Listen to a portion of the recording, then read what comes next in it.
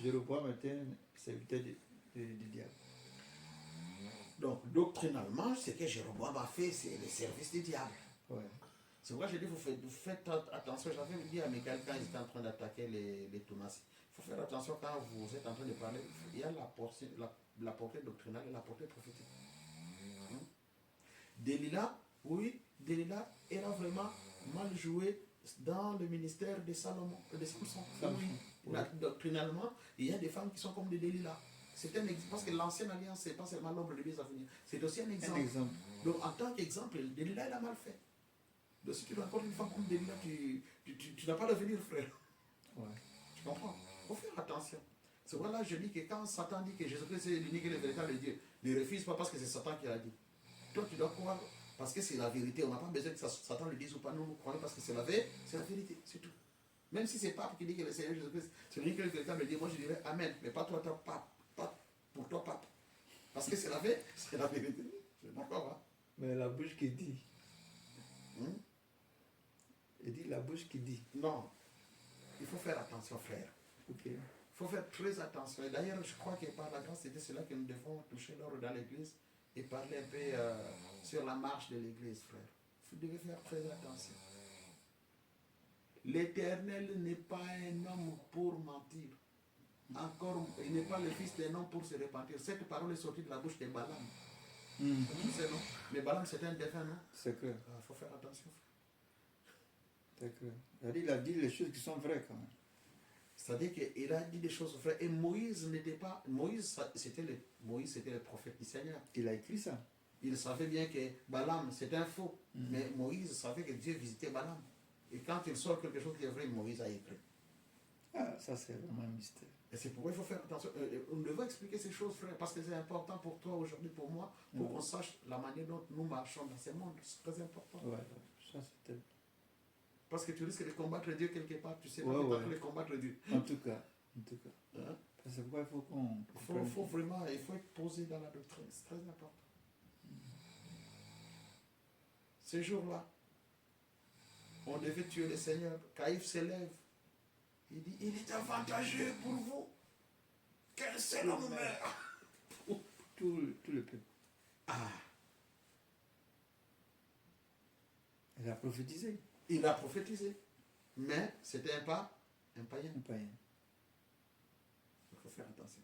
Même Judas aussi a prophétisé. Nous viendrons, c'est pourquoi je te dis que nous allons toucher des choses à des dimensions difficiles où les gens réfléchissent avant de dire Amen. Si ce n'est pas écrit en eux. D'accord? Tu as compris? Nous revenons maintenant à Anatote. Parce qu'on vient d'Anatote. Ouais, dans les champs. Tu vois la marche qu'on a fait? Oui. Mais avant de toucher Anatote, là, ce que vous venez de dire là, moi ça m'intéresse encore plus. Bon, tout m'intéresse. Il veut dire quoi?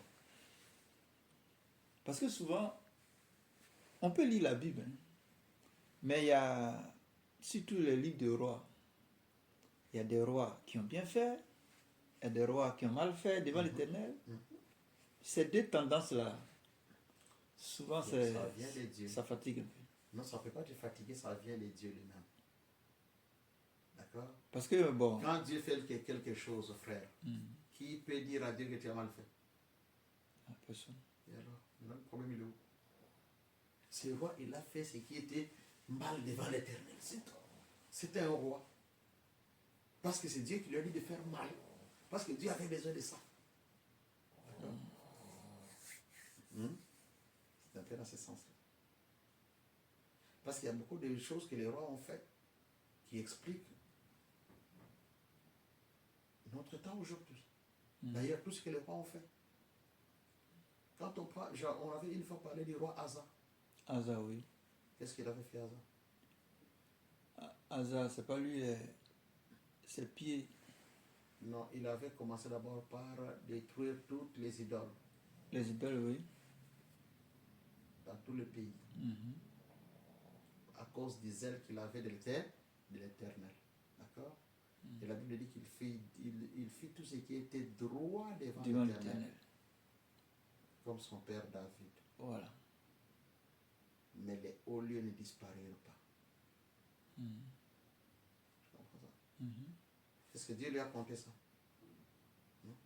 Le témoignage de Dieu, c'est qu'il a été intègre, il s'est bien comporté, il a fait du bien comme son père David. Son cœur était entièrement voué à l'Éternel. Il est mort de la maladie des pieds, on a expliqué. Mais dis-moi, les hauts lieux sont restés.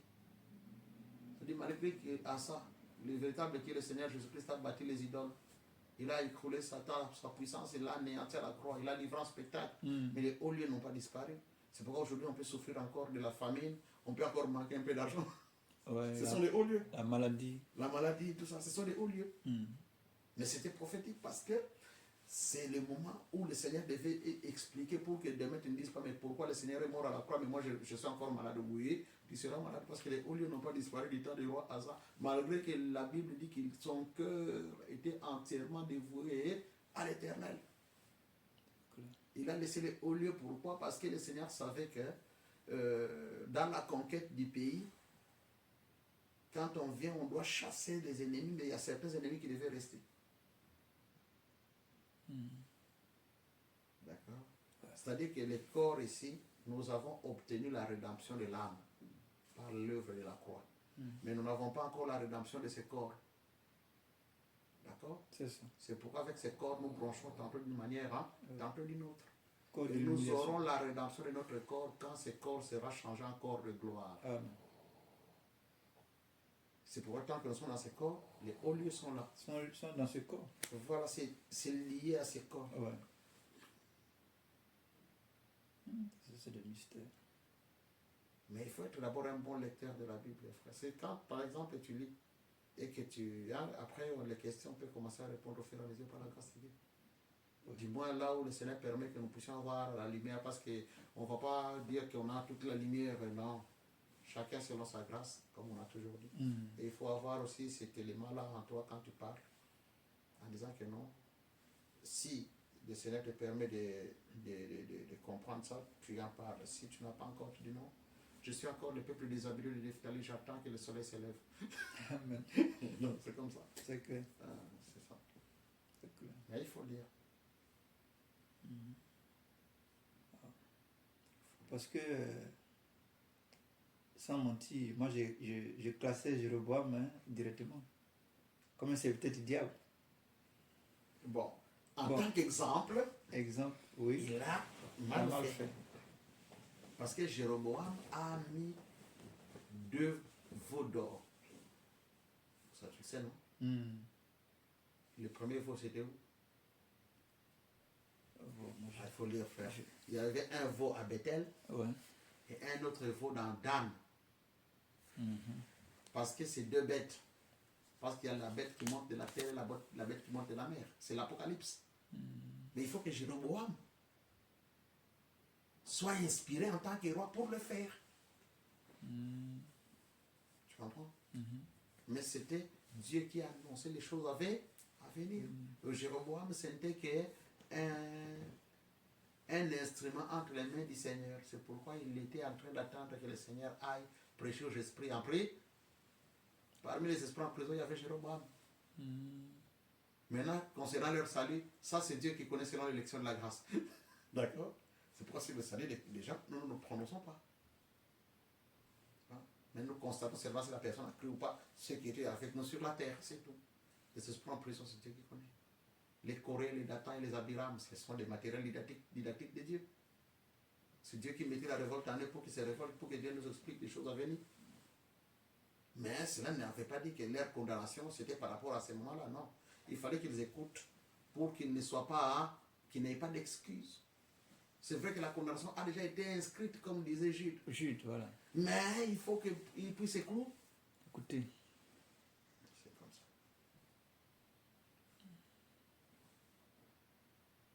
C'est comme ça que Dieu fonctionne. Jéroboam, c'est un roi. C'est pourquoi j'avais dit que quand, par exemple, tu vois un roi, tu vois. Mais il n'était pas dans la lignée de David. Voilà, voilà, par exemple, ça c'est un premier élément. C'est très important. Au moins, ça te donne des idées pour comprendre. Parce qu'il faut savoir qu'il y a la volonté permissive et la volonté parfaite de Dieu. Amen. volonté permissive, Dieu permet des choses. Mm. Mais la volonté parfaite, Dieu sait que ça c'était une tournure que j'ai pris pour arriver ici. Arriver là. C'est un vase à usage Voilà, vil. Voilà. C'est comme ça que Dieu fonctionne. Mm. Et c'est pourquoi il faut suivre Dieu dans les écrits.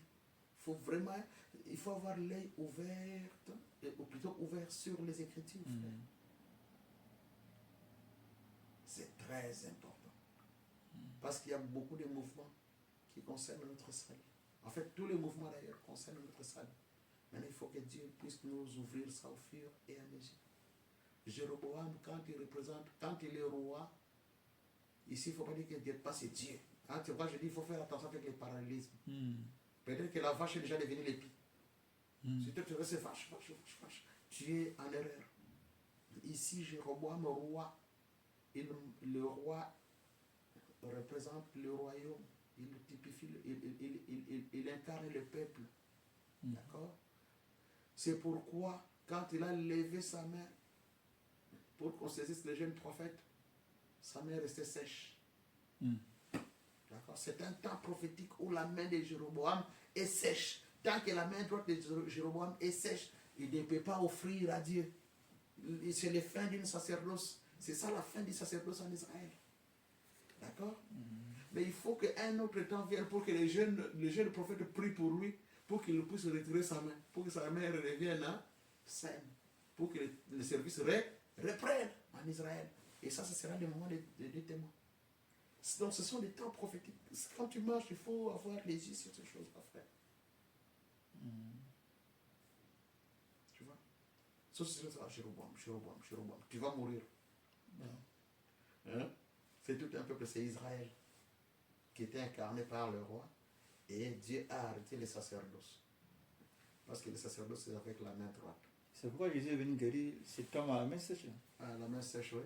Parce que c'est un temps prophétique pour dire que non. Il y avait un moment où la main était sèche parce que tu ne pouvais pas travailler. Hein? Il faut maintenant venir guérir cette main-là pour que cette main-là reprenne l'activité. C'est un temps prophétique. C'est pourquoi tout ce que le Seigneur faisait, c'était